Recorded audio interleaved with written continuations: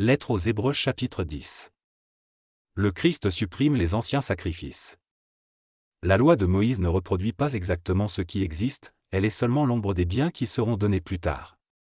Elle demande qu'on offre sans arrêt, chaque année, toujours les mêmes sacrifices.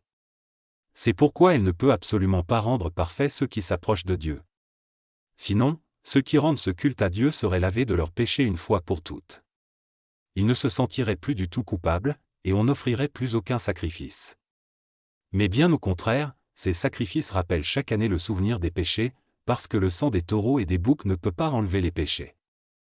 C'est pourquoi, au moment où le Christ va entrer dans le monde, il dit à Dieu, « Tu n'as pas voulu de sacrifice ni d'offrande, mais tu m'as fait un corps. » Les animaux brûlés sur l'autel et les sacrifices pour les péchés ne te plaisent pas.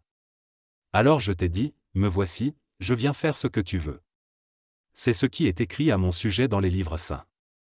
Le Christ dit d'abord, « Tu n'as pas voulu de sacrifice, ni d'offrande, ni d'animaux brûlés sur l'autel, ni de sacrifice pour les péchés, ils ne te plaisent pas, et pourtant, la loi demande qu'on offre tous ces sacrifices. » Le Christ dit ensuite, « Me voici, je viens faire ce que tu veux. » Le Christ supprime les anciens sacrifices, il les remplace par le sien. Jésus-Christ a fait ce que Dieu voulait. Il a offert son corps une fois pour toutes, et nous sommes alors libérés du péché. Chaque prêtre se tient debout tous les jours pour faire le service de Dieu. Il offre souvent les mêmes sacrifices, mais ceux-ci ne pourront jamais enlever les péchés. Au contraire, le Christ a offert un seul sacrifice pour les péchés, puis il s'est assis pour toujours à la droite de Dieu. Maintenant, il attend que Dieu mette ses ennemis sous ses pieds. Avec une seule offrande, il a rendu parfait pour toujours ceux qui sont libérés du péché. L'Esprit Saint nous l'affirme aussi en disant d'abord, le Seigneur dit, « Voici l'alliance que je vais établir avec eux après ces jours-là.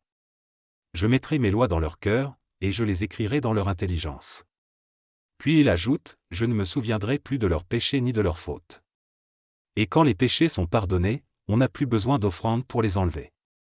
Le Christ a ouvert un chemin nouveau. Frères et sœurs chrétiens, nous sommes sûrs de pouvoir entrer librement dans le lieu très saint parce que Jésus a répandu son sang.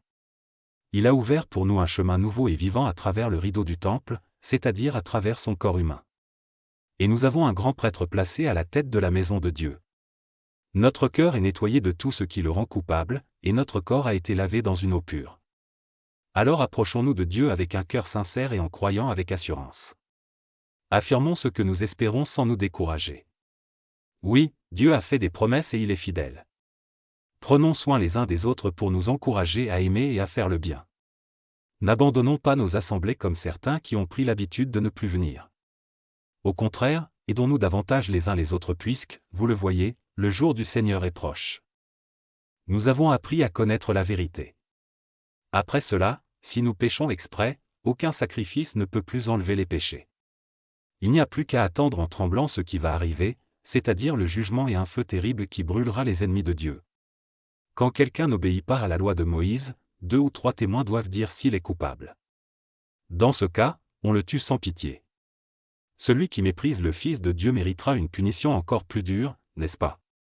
En effet, celui-là ne respecte pas le sang de l'alliance qui l'a libéré du péché. Il insulte l'Esprit Saint qui nous fait connaître la bonté de Dieu. Oui, nous connaissons celui qui a dit, « À moi la vengeance.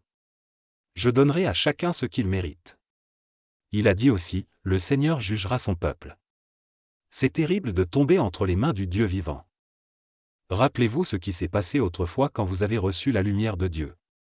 Tout de suite après, vous avez beaucoup souffert et vous avez résisté en combattant durement. Ou bien on vous a insulté et on vous a fait souffrir devant tout le monde, ou encore, vous avez soutenu ceux qu'on traitait de cette façon. En effet, vous avez souffert avec ceux qui étaient en prison.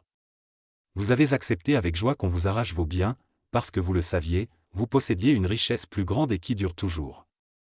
Alors ne perdez pas votre confiance, grâce à elle, vous recevrez une grande récompense. Vous avez besoin de patience pour faire ce que Dieu veut et obtenir ce qu'il promet.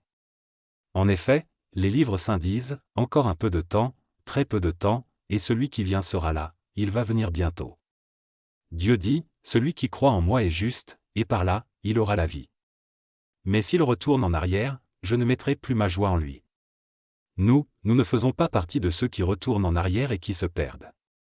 Nous croyons en Dieu, et nous serons sauvés.